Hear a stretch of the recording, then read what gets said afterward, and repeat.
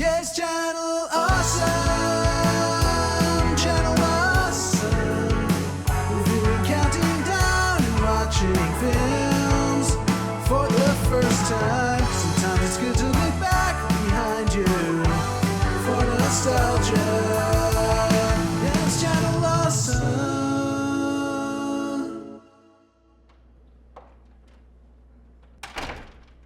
I see you guys got Walter's message too. Yeah, he's taking the show ending pretty hard.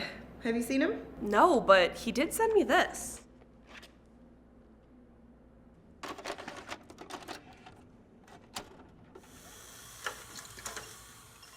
Heather, Aiyanna, Jim, if you're watching this, Top 5 has been canceled.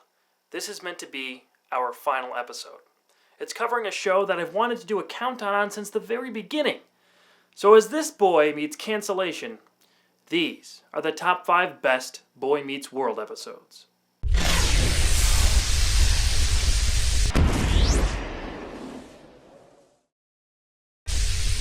Number 5. Brother Brother from Season 3. The school year at John Adams High is wrapping up and Eric Matthews is planning on leaving home for college. With Sean and Topanga going away for the summer, Corey is feeling more alone than ever.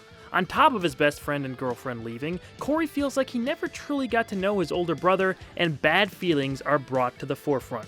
I had to put this episode on the list because of how authentic the older brother-younger brother relationship is. This Season 3 finale has a few more serious scenes than usual, and they're written and acted out very well. It's not hard to be sympathetic with Corey and Eric's positions here. Oh, come on, Eric. The way you treat me and you gotta ask? You ignore me. We do stuff together. Yeah, only when you're stuck. I'm the older brother. I mean, it's not my fault I'm the older brother. Brothers not getting along is something anybody with a sibling can easily identify with, but the added twist of Eric supposedly leaving home for good tacks on a feeling of finality to Eric and Corey's relationship. I don't even know him. And now I probably never will. 15 years in the same room, Eric. Obviously, this wasn't even close to the end for the brothers seeing each other on a regular basis, but how it's portrayed leads us to think it might be.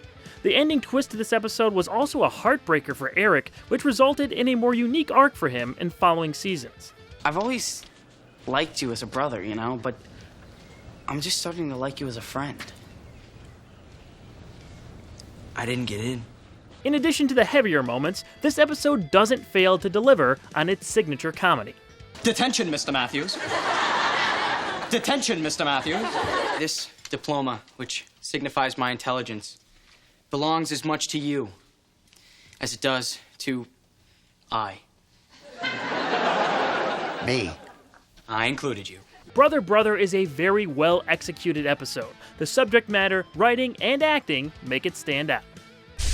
Number 4. We'll Have a Good Time Then, from Season 6. Sean and Jack's father, Chet, is back in town and visiting them at Pembroke. He tells his sons that he's staying for good this time as the absentee father seems to be turning over a new leaf. Jack is excited about the news, but Sean knows better. Chet has been in and out of his life for years, and he's just waiting for Chet to admit he's leaving again. This family reunion is cut short when Chet has a heart attack and ends up in the hospital. While there, the Hunters are forced to deal with their complicated family history. Chet's arc in Boy Meets World was one of the more interesting long-term stories. His relationship with Sean was strained from the beginning and resulted in some of Sean's isolated loner mentality. Sean has great friends who constantly watch out for him, but there was always a need to fill a void for the character. In We'll Have a Good Time Then, Sean and Chet's relationship hits its climax. Why couldn't you just stick around? Wasn't I good enough for you? No, Sean. Wasn't good enough for you. The introduction of Sean's half-brother Jack in Season 5 complicated things even more. Jack quickly became one of my favorite characters. He's the opposite of Sean in a lot of ways, but still has that same void he's looking to fill. He thinks finally getting to know his father will do that, but when Chet falls ill, everything's put in jeopardy. When Sean and Jack clash about their different upbringings, it's some of the most powerful stuff in the show. When he was gone, did you walk around and make believe that everything was okay when inside it was tearing you apart? Did you? No, I didn't get to do any of those things. This is one of, if not the saddest episode of Boy Meets World. The emotion is very raw, and the acting by Ryder Strong, Matthew Lawrence, and Blake Clark are showcased in an intimate and affecting way. Number 3. Cult Fiction from Season 4. Sean is roped into a community called the Center after being led there by a classmate who thinks he might need to hear what their leader, Mr. Mack, has to offer. Sean quickly realizes that the Center is actually a cult, but is attracted to their message and the charisma of their leader. Once they realize what's been going on, the Matthews and Mr. Feeney try to pry Sean away from the organization. However, when Sean's former guardian, Mr. Turner, is involved in a life-threatening motorcycle accident, it's up to Sean to either lean on his new community or his lifelong friends. I know, another episode that involves Sean and a hospital, but this episode is very different from We'll Have a Good Time Then. This might be Sean at his most vulnerable and lost. He's manipulated into following Mr. Mack, and the aggressive response from the Matthews has him caught in the middle of what's best for him. The whole cast puts in great performances. I think an unsung hero of this show is William Russ's portrayal of Alan Matthews. He and Betsy Randall's Amy are some of TV's best all-time parents. They get angry, make mistakes, and can be flawed, but they will always protect their own. No, listen. You see. A judgment I made a long time ago is that Sean Hunter is the best friend that my kid ever had. Ryder Strong has maybe his best scene in the whole series in the hospital room with the unconscious Mr. Turner. Don't blow me off, John. Don't blow me off, God. I've never asked you for anything, and I never wanted to come to you like this. But don't take Turner away from me. I encourage you to at least go back and watch that entire scene. It's wonderfully done. While Anthony Tyler Quinn's Mr. Turner didn't return following this, he did eventually make a comeback in Girl Meets World. I think Cult Fiction is one of the most memorable episodes they put out. Most Boy Meets World fans recognize it right away as the one where Sean joins a cult. It was an interesting angle to take on Sean's story, and let's be honest, Mr. Mack is just straight up creepy. Are you centered? Number 2. 7 the Hard Way from Season 7. Corey, Sean, Topanga, Eric, Angela, Jack, and Rachel are going through a big group fight after pranks they played on each other went too far. Eric is the only level-headed one, with Mr. Feeney trying to make the group reconcile. After Rachel walks out, we're flashed forward to 7 years in the future at Mr. Feeney's retirement party. Not having seen each other in all that time, the friends discover how their lives progressed without one another. 7 the Hard Way is absolutely hysterical, and we all know why. Mr. Matthews? Mr. Squirrels. Eric plays with. This is Will Friedle at his best. He got to go way over the top with his humor in this, and the results were amazing. Feeney!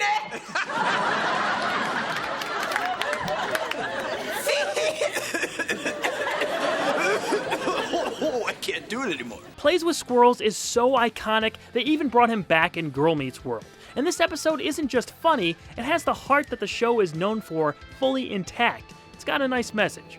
Lose one friend, lose all friends, lose yourself. While the bulk of this episode was the fantasy future sequence, it's all tied in well at the end. This might be the most rewatchable episode of the series, and it never fails to make me laugh.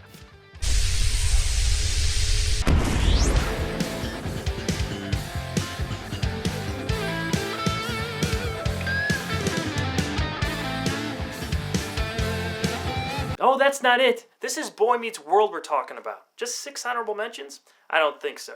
Since this is the final top 5, I wanted to do something special. Across this series, I gave about a dozen episodes perfect scores. So before we get to number 1, here they are, ranked in order from 12 to 6. That's not about me! Happy 100th birthday, Mr. Feeney. There's nothing like being inside Lauren's jacket. What? Then you can get out of this house and get a job. I'll turn you in. Come on, man, I'm your brother. She thought you were hitting on her. What if I was? Corey. One more thing. I decided to exclude the series finale, Brave New World, from the list. It's definitely a 10 out of 10 two-parter, but really unquantifiable. It's half a clip show combined with the most emotional goodbyes in television history. And that last scene is near perfection. So just know I love that episode as much as any other here, but I wanted to highlight the installments that define this series a little more over its 7-season run. Now, on to number 1. And the number 1 best Boy Meets World episode is... And Then There Was Sean from Season 5.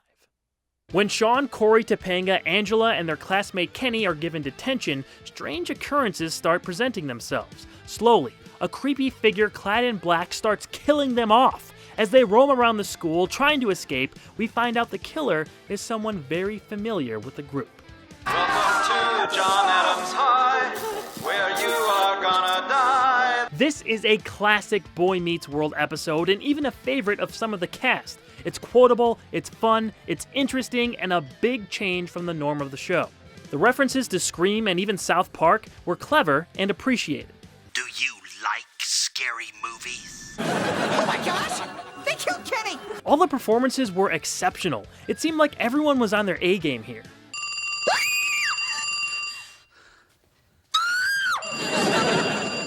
Yes, girl, I am the screamer around here. And how could we forget this cameo? Hi, Eric Matthews, and you are?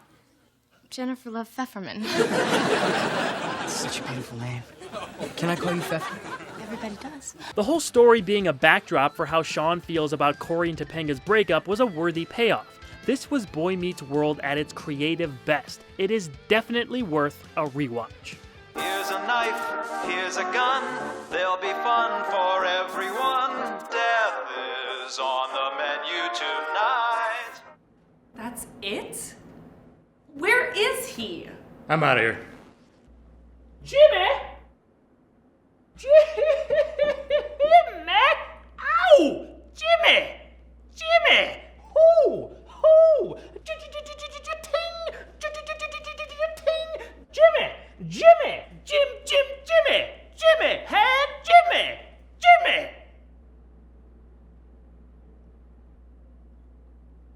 All right, say your goodbyes. I know you're gonna miss us, Jim. Thanks for all of your help. Take care of yourself. And thank you guys. You had a pretty great run, huh? Shall we see what the future holds? Wait a minute, Jim. We've never heard you say it. Oh yeah, we've worked here for 3 years and we've never actually heard you say it in person. Go on. Say it, Jim. Tell it to us. No. Please, Just Jim. Once, Jim. Say Please, it. just once. Come on. Once. No. Okay for you.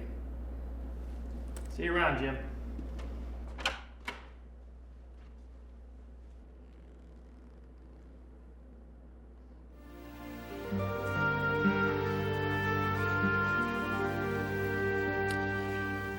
Fuck yeah, sparkle, sparkle, sparkle.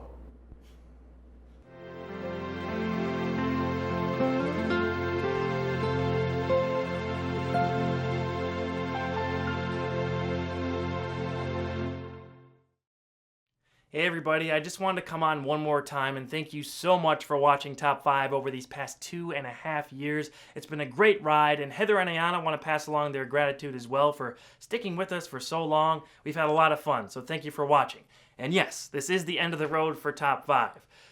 We will not be uploading episodes on a consistent weekly basis anymore. Maybe if we have an idea down the road, we'll throw up a countdown, but it will never be the way that it's been these past couple years. But I'm not going anywhere. My new show, Fanscription, just launched a couple months ago. A new episode just went up last week called What If Adonis Creed Was in Rocky V? A lot of passion goes into that series, so I hope you guys stick with me on that series. Also, the Fanscription podcast that Rob Walker and I host, we go deeper into the changes that we made to these movies and stuff. So if you want to listen to that or watch it, it will be uploaded on here once a month. Also, my personal channel, youtube.com/awesomewalter. Now that Top 5 is over, I'll have a chance to upload on a more consistent basis and spend some more time on the quality of those videos. So follow along there if you're a fan of any of my stuff. Also, Twitter and Facebook, if you ever want to reach out, I'm always on there. So if you want to drop a line, I usually respond to people on there. So go ahead and reach out there. Heather Roos is going to be on Twitch still. She usually streams on Wednesday nights, but she'll be on Tuesday nights these next couple weeks, so make sure you check her out on there. Also on all her social media accounts, Twitter, Instagram, all that stuff. Aiyanna is also still on Facebook and Twitter and Instagram, all that stuff. You could reach her on there. This is not the end of the road for them on Channel Awesome either. We have some new shows, a lot of new stuff coming up that we're working on right now, so they will be back very soon. And we're all going to be at C2E2 this year. That's the Chicago Comic and Entertainment Expo, March 22nd through the 24th. Doug has a booth there with Brad Jones, so we're all going to be there. So if you see us, don't hesitate to stop by and say hi. Once again, thank you guys so much for watching Top 5. Thank you for sticking with us for so long, through awesome comics and everything. It's been great to interact with you guys, so thank you once again. I'll see you right back here on the channel very soon with Fanscription or anywhere else that I pop up. So thank you again for sticking with us, and we'll see you another time.